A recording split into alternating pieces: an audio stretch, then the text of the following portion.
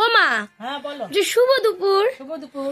তা বলছি দুপুর তো অনেক হয়ে গেছে, তা তাড়াতাড়ি খেতে দিয়ে দাও, আর কি কি হয়েছে সেটাও বলে দাও। এই তো তোমার ভাত বেড়েছে, এই যে তোমার ভাতটা বেড়েছে। ও আচ্ছা, তো তার সাথে আর কি কি আছে বলো। লাল শাক ভাজা, লাল শাক ভাজা। ও আচ্ছা, তারপরে দেখো এদিকে আসো, এদিকে লাউ দিয়ে ডাল করেছি, দেখো ডাল।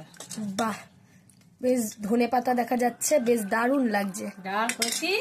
তারপরে তোমার ভাই প্রিয় খাদ্য হচ্ছে, এটা কি বলো তো?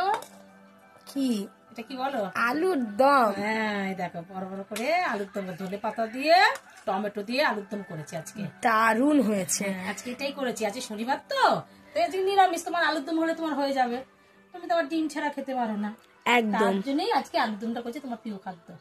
একদম।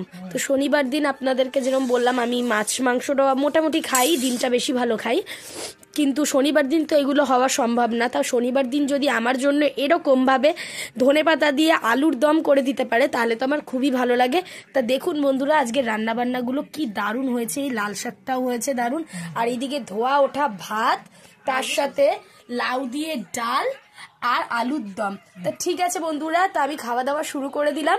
তো ভিডিওটা এখানেই কাট করছি। আপনাদের যদি ভালো লেগে থাকে অবশ্যই লাইক, সাবস্ক্রাইব, শেয়ার এবং ফলো করতে একেবারে ভুলবেন না। আজ এইটুকুই, টাটা।